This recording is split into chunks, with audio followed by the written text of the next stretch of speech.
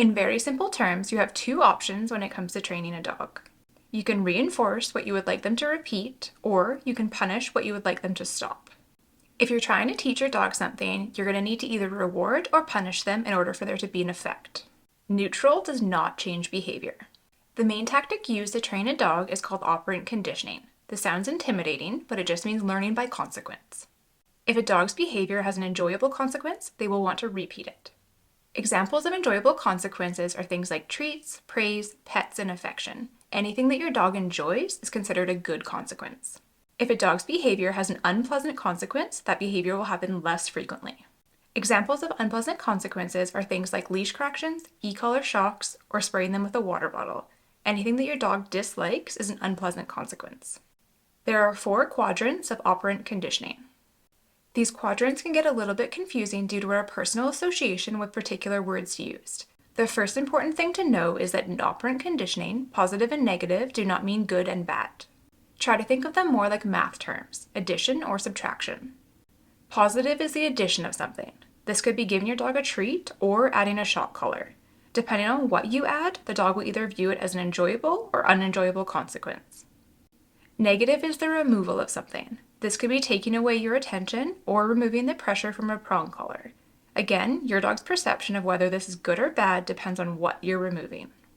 The other important thing to note is that punishment is not necessarily bad. In operant conditioning, punishment only refers to causing the dog's behavior to happen less frequently, while reinforcement refers to causing that behavior to happen more frequently. This can be a little confusing to wrap your head around, but in a chart, the 4 quadrants look like this. Let's go through an example. Let's say that your goal is to teach your dog to walk nicely on leash. How could you achieve that using these quadrants? In this case, the reinforced behavior, or what you want increased, is polite leash walking, and the punished behavior, or what you want decreased, is pulling on the leash. How could you achieve this goal using each of the 4 quadrants of operant conditioning? Positive reinforcement is adding something that the dog views as desirable. When your dog walks nicely beside you, you could give them a treat, which reinforces the behavior and encourages them to do that again. Negative punishment is removing something desirable. If your dog is pulling on the leash to try to get to a smell, you could stand still to prevent them from accessing it. By limiting access to the thing that they wanted, it discourages them from pulling on the leash next time. Force-free dog trainers like myself only use positive reinforcement or negative punishment to train dogs. Essentially, we only add or limit access to things that dogs want. We never add something undesirable to train a dog. How does this differ from balance training? Balance trainers also use positive punishment and negative reinforcement, which is the addition or removal of things that a dog would dislike.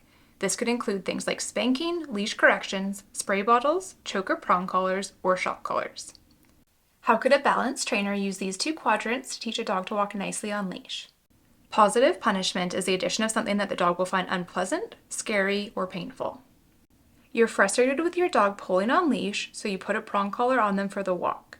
When they pull, you give a leash correction, and the discomfort discourages them from pulling next time. Negative reinforcement is removing things that your dog finds undesirable that you originally added. For example, when your dog stops pulling on the leash, you relax the pinch of the prong collar. This quadrant confuses people the most. Think of it as the removal of something unpleasant to reinforce the behavior that you originally wanted in the first place.